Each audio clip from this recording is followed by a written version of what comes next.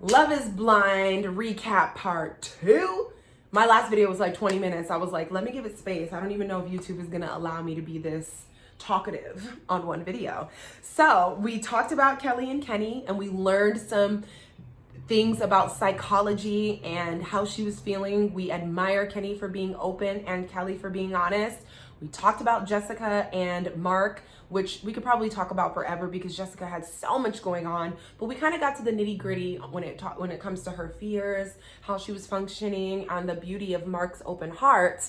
And now we're gonna dive into Giannina and Damien. Before you guys get any further, my name is Jamie Alexander. Thank you for tuning in. If you didn't see part 1, feel free, or you can subscribe to my channel if you like my vibe. If you like my vibe, please subscribe. All right, let's do this. So we're gonna do Giannina and Damien. Okay, Giannina. This girl's trying to be on somebody's telenovela, okay? She is so dramatic in the cutest way. She's so beautiful, and she's so like, and I just, and Damien, and why? And it's just like, girl, I am not mad at you. I know she's 26 years old, and I can see her youth a little bit, again, in the cutest way. She was really sweet. I think she gave it all she had in the process. There was a part of me who thought they were like a planted couple at one point. I'm like, are they really? I don't know. For a while, I wasn't sure if I was buying their chemistry. They were hard to figure out for me, but getting to the reunion and seeing that they were still together, that made the most sense to me. Because I kind of try to think about if I was on the show, right? I found myself likened to Lauren a lot. So we'll talk about that after we talk about Giannina. But I feel like if the connection with the person that I met was really real, but we both just agreed we needed more time, I'm cool with that. So I know he walked away and, excuse me, left her at the altar and whatnot. However, when he said he did that for them, I understood, because sometimes we do things for people thinking we're pleasing them and giving them what they want when they know it's the wrong thing, and that's detrimental for both parties. So somebody has to be strong enough to be like, I understand if you hate me, I understand if we never talk, I don't want that, but if you're not down with what happened, I'm sorry, but I did it for us. And it's a hard pill to swallow, but seeing them together at the reunion is like, nah, they might be good. That's probably how you might want to do things. If that's where you're at, I think that that's awesome. So I really liked how they communicated. I could tell they were both very frustrated. I could tell what she was saying, like, you need to listen. And he's like, I am listening, but you keep yelling and you already said that. I can understand where they could probably find much value in something I read called the mirroring technique. The mirroring technique. So Harville Hendrix is an author. He's been on Oprah about 17 times. Talked about him in the last video, but he wrote a book called Getting the Love You Want and Keeping the Love That You Find.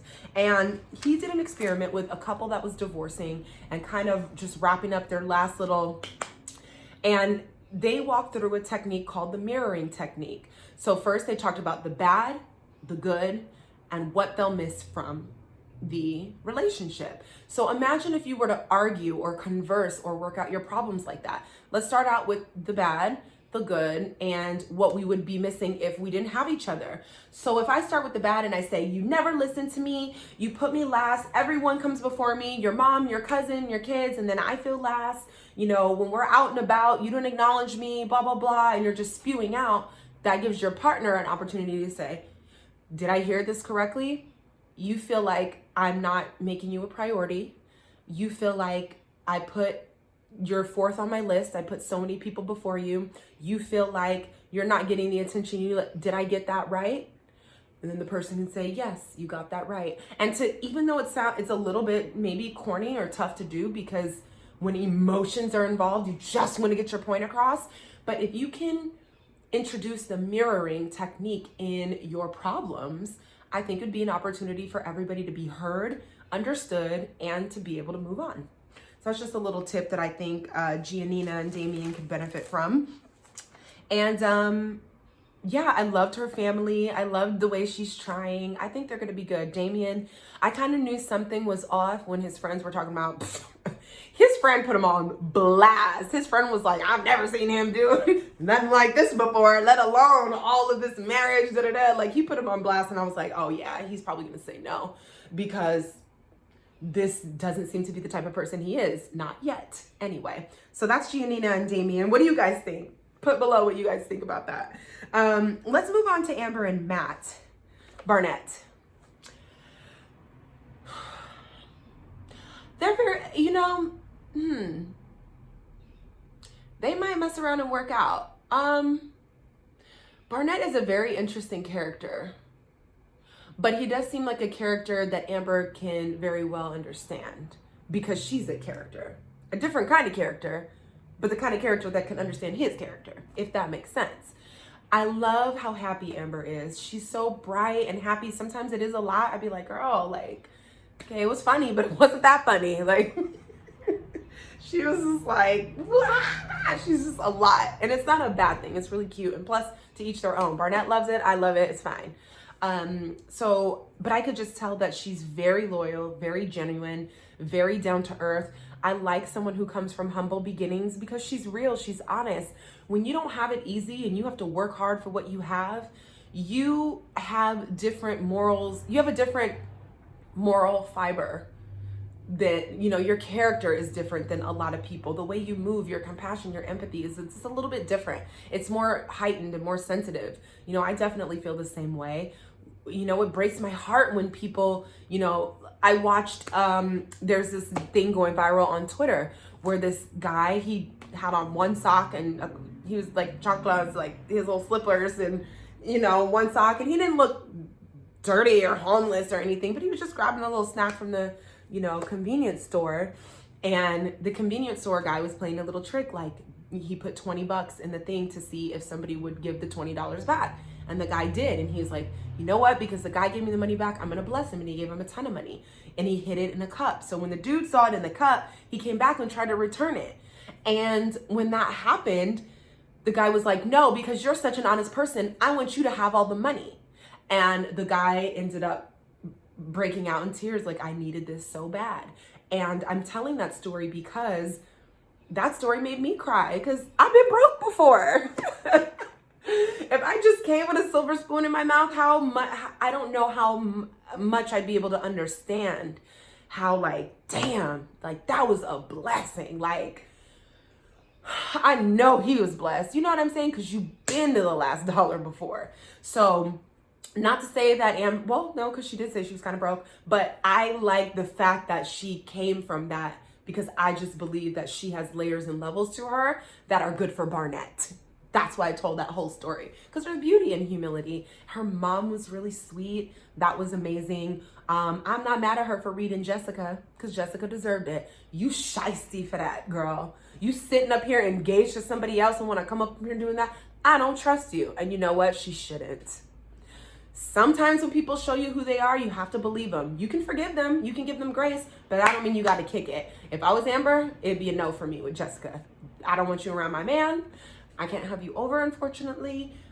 We can be cool and cordial. If we got the reunion, little cocktail events, whatever it is, I'm good. But it will never be, we ain't texting, calling, because you're just not my type of person. But I hope you heal over there. And I think it's okay to say that. You don't have to, just because you forgive somebody or give them grace for their behavior, you don't have to embrace them back into your circle. I don't think it's a good idea. So I like the way how Amber was like, no, I don't know.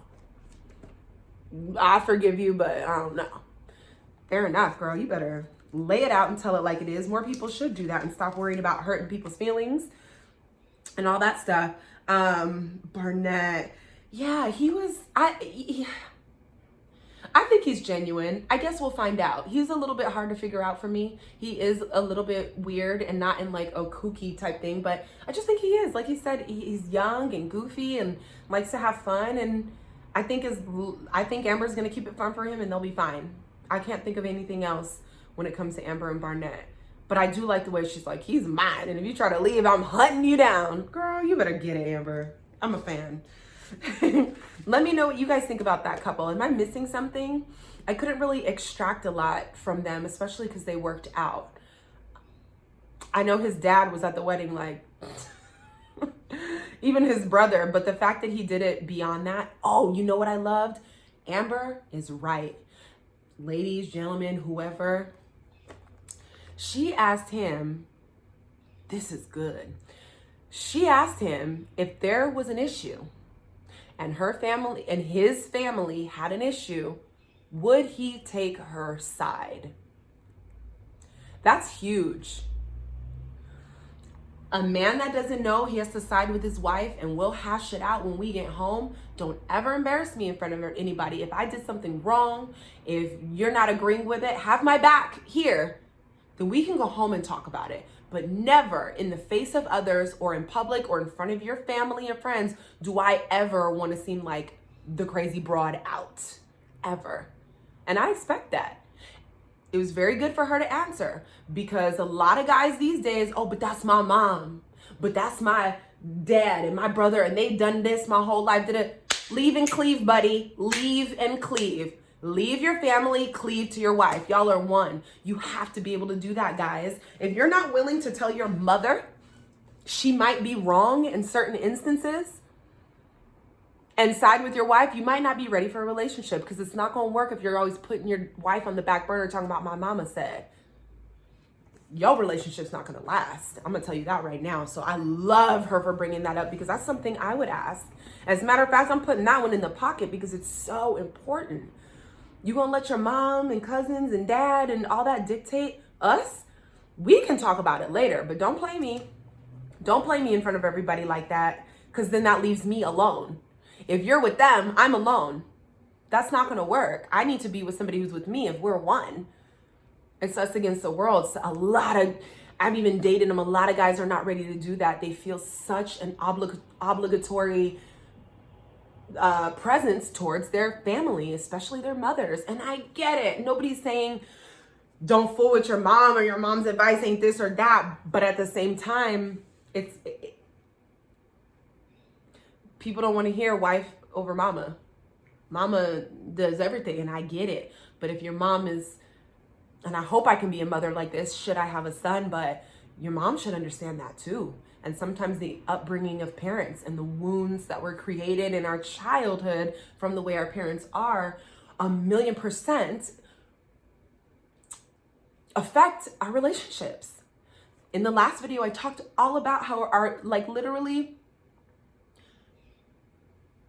that the people that we attract, if we haven't healed our childhood wounds, the people we're attracting, we're trying to play that out and heal it in our adult relationships. Whether we're playing the part of the parent or the child, no matter where the wounds, you don't have to have a bad child to have a wound. One of the wounds I wrote down for myself, because I just wanted to dig in, is when I was younger, I didn't feel like I had a voice.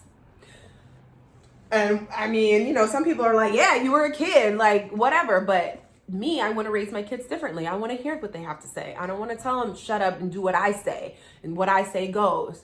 But okay, it's not that it's not that sometimes as a parent, you don't want to hear what the child has to say, but sometimes you need to listen what the child has to say.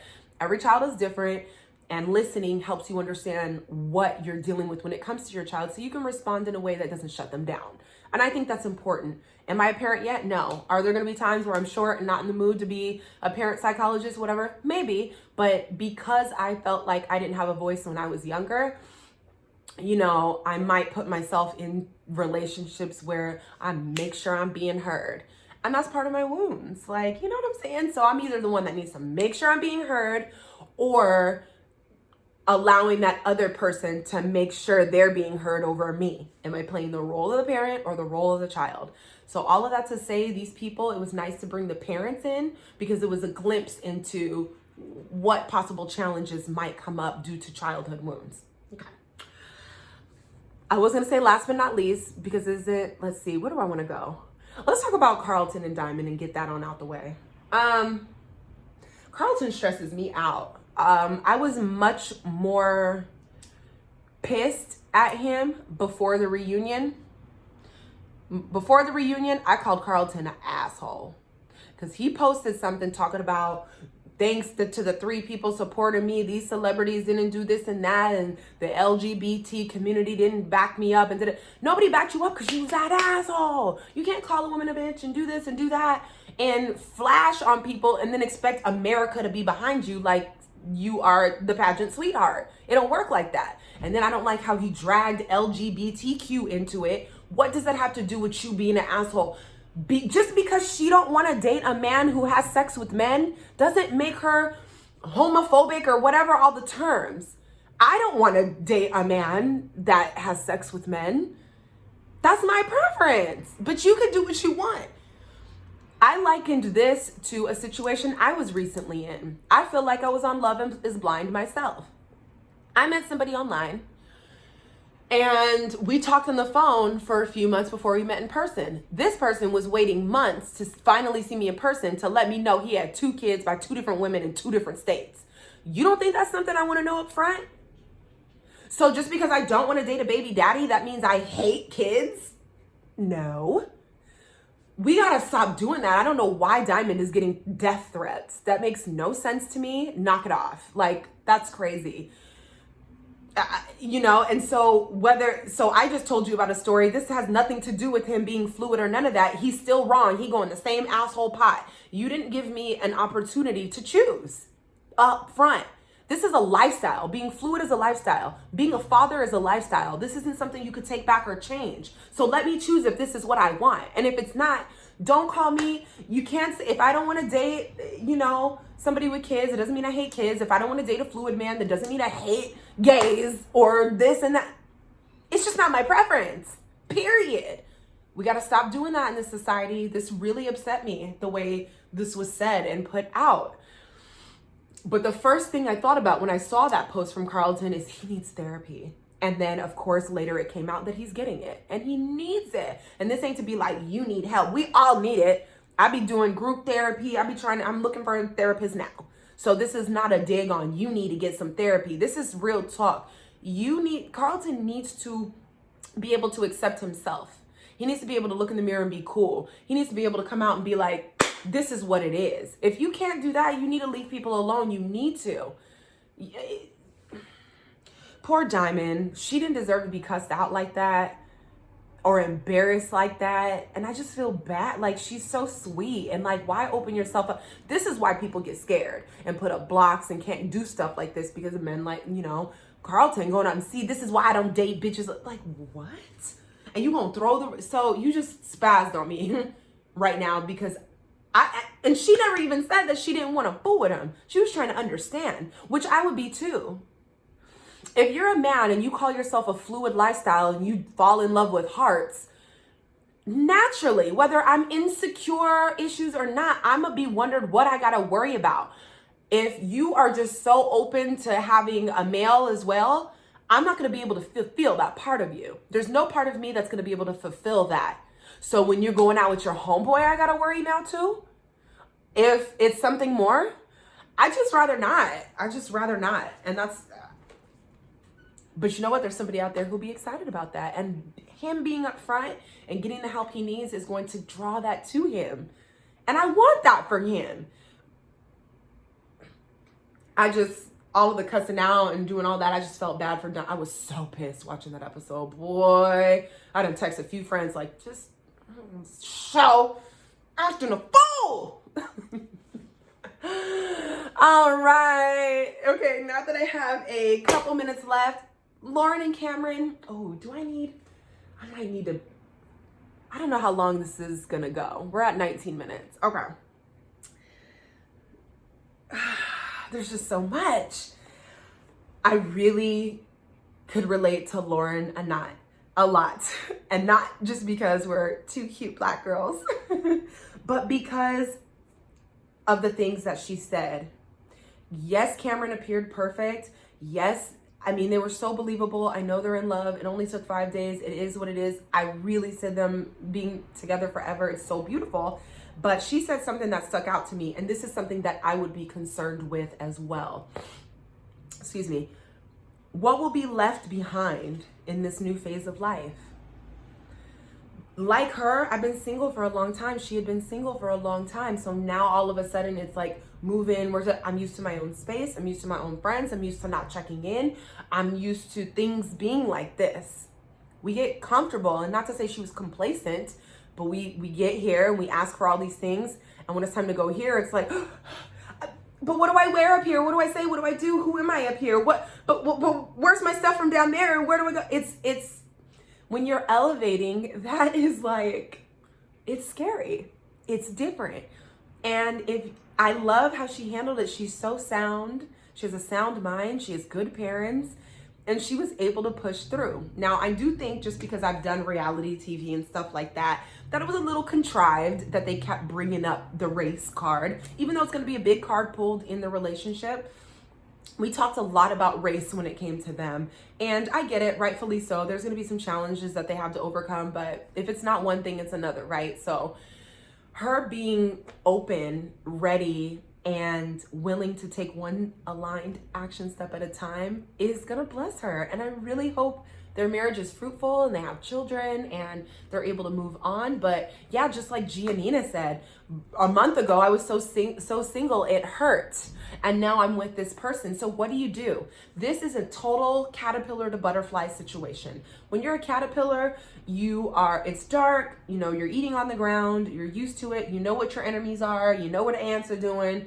It's cool, it's warm, it's dark, blah, blah, blah. Now you know it's time to be a butterfly. So you go in this cocoon, into this new space, a pod, if you will, and find out new things about yourself, start to develop new things, develop your wings. This is what you asked for, right? You asked for wings to fly down the aisle, to fly into marriage. So you're developing your wings in this pod, just like a caterpillar does to become a butterfly.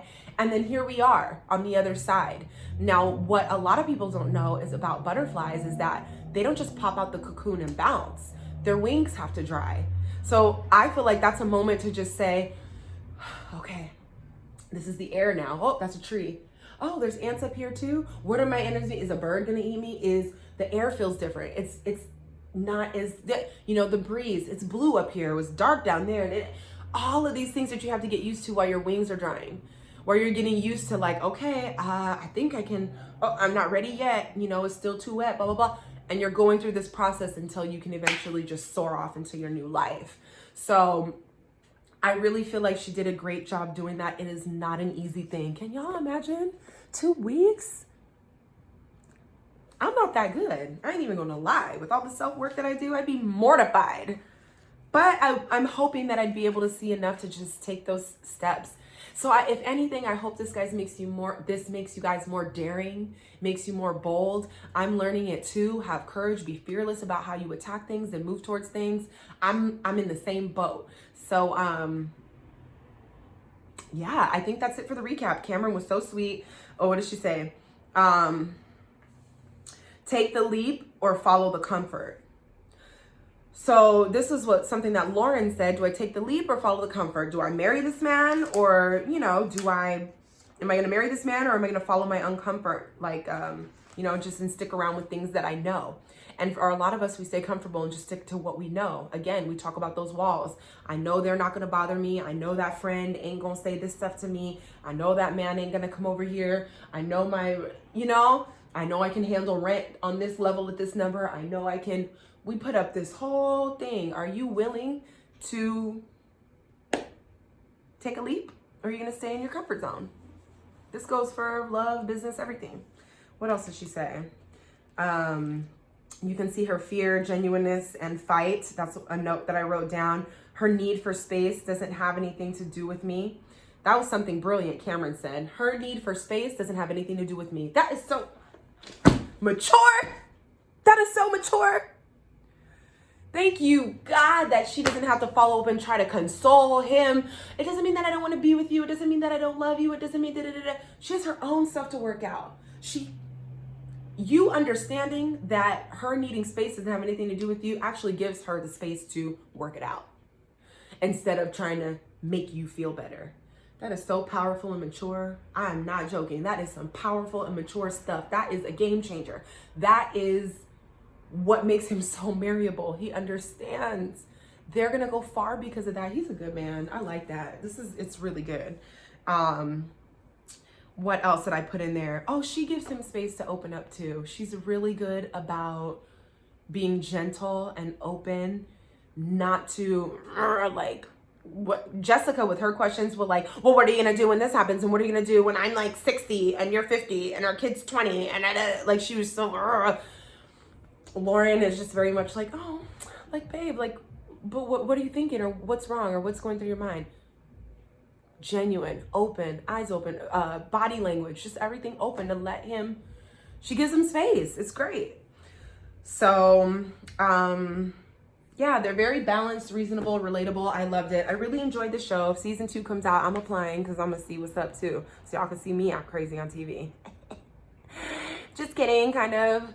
But yeah, I hope you guys enjoyed that little recap of Love is Blind. It was a lot of fun. It should put a lot in your own mind, and you guys work on it. If you're single and you don't want to be, work on it. If you're in a relationship and you know things are going a certain way, but now you've learned new things about yourself in order to help the situation, go for it. Like, let's just live this life and do what we got to do fearlessly, because we only get to live once. So why not take the leap? Get out of your comfort zone, right? Thank you guys so much for watching, and I'll see you in the next video. Peace.